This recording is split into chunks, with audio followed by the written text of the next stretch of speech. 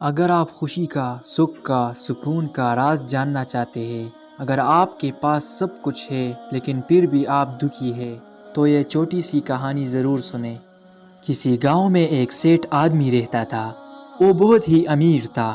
اس کا خزانہ بیش قیمتی زیورات سے بھرا ہوا تھا۔ میلوں تک پھیلی ہوئی اس کی زمینیں تھیں۔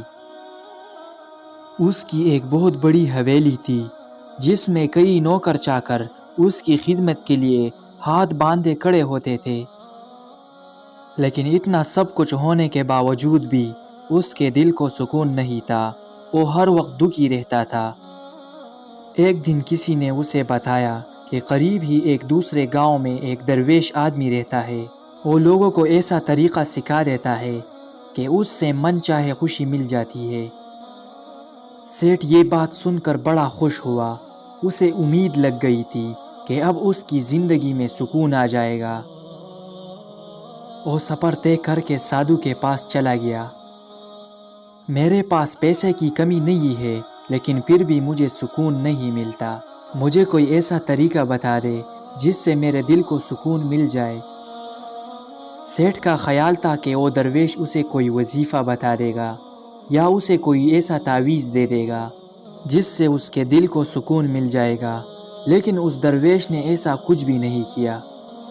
اس نے سیٹھ کو سارا دن دھوپ میں بٹھائے رکھا اور خود جا کر اپنے کمرے کے اندر آرام سے سائے میں بیٹھ گیا۔ شدید گرمی کے دن تھے۔ گرمی اور پسینے سے سیٹھ کا برا حال ہو گیا۔ اسے درویش پر بڑا غصہ آ رہا تھا، لیکن کسی طرح کر کے اس نے خود پر قابو پایا، خود کو پرسکون رکھا۔ اگلے دن درویش نے سیٹھ سے کہا کہ آج سارا دن تمہیں بھوکا رہنا پڑے گا، تمہیں کھانے پینے کو کچھ نہیں ملے گا۔ سیٹھ سارا دن بھوکا رہا۔ گرمی اور بھوک سے اس کی حالت خراب ہو گئی، جبکہ درویش اور اس کے شاگرد اس کے سامنے بیٹھ کر مزے مزے کے کھانے کھاتے رہے۔ درویش کا رویہ دیکھ کر سیٹھ بڑا پریشان ہوا۔ اسے سمجھ نہیں آ رہی تھی کہ وہ کہاں پھنس گیا ہے۔ اب اس کا صبر جواب دے گیا تھا۔ وہ تو یہاں بڑی امیدیں لے کر آیا تھا اور درویش اس کے ساتھ ایسا سلوک کر رہا ہے۔ ساری رات سیٹھ یہی سوچ کر پریشان ہوتا رہا کہ اب وہ کیا کرے۔ ایک پل بھی وہ سو نہیں پایا۔ اگلے دن وہ صبح سویرے اٹھ کر اس نے اپنا سامان سمیٹا اور واپسی کی تیاری شروع کر دی۔ وہ ابھی کچھ ہی دور گیا تھا کہ درویش نے اس کا راستہ روک لیا۔ سیٹھ صاحب کیا ہوا ہے؟ بنا بتائے ہی واپس جا رہے ہو؟ سیٹھ نے کہا کہ میں تو یہاں بڑی امید لے کر آیا تھا۔ میں تو دل کا سکون ڈھونڈنے آیا تھا، لیکن یہاں آ کر تو مجھے ایسی مصیبتوں کا سامنا کرنا پڑا ہے جو میں نے زندگی میں کبھی نہیں اٹھائی تھی۔ آپ نے تو مجھے میرے پرابلم کا کوئی حل نہیں بتایا، اسی لیے میں مایوس ہو کر جا رہا ہوں۔ درویش مسکرایا اور بولا، میں نے تو تمہیں اتنا کچھ دیا ہے لیکن تم نے کچھ بھی نہیں لیا۔ اتنا قیمتی سبق تمہیں سکھایا ہے لیکن تم صحیح طریقے سے سیکھ ہی نہیں پائے۔ پہلے دن جب میں نے تمہیں دھوپ میں بٹھایا اور خود چھاؤں میں بیٹھا رہا تو میں نے تمہیں سکھانے کی کوشش کی کہ میری چھاؤں تمہاری کسی کام نہیں آ سکتی۔ جب میری بات تمہاری سمجھ میں نہیں آئی تو دوسرے دن میں نے تمہیں بھوکا رکھا اور خود اچھی طرح پیٹ بھر کر کھانا کھایا۔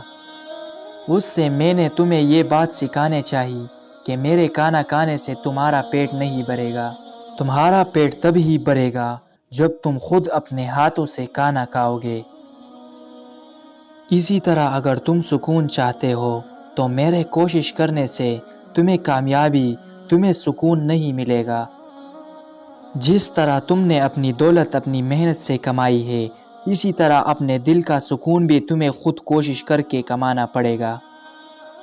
اسی لیے محنت کرو، لوگوں کی مدد کرو، خیرات کرو، لوگوں کے کام آؤ، اپنا سکون خود تلاش کرو، تمہارے دل کو سکون ضرور ملے گا۔ یہ بات سن کر سیٹھ کی آنکھیں کھل گئی۔ اسے اپنی منزل تک پہنچنے کا راستہ مل گیا تھا۔ وہ درویش کا شکریہ ادا کر کے خوشی خوشی اپنے گاؤں لوٹ آیا۔ اور زندگی میں ہر روز کچھ نیا سیکھو، نیا سوچو، نیا کرو۔ Thanks for watching this video. Share and subscribe for more amazing inspiration.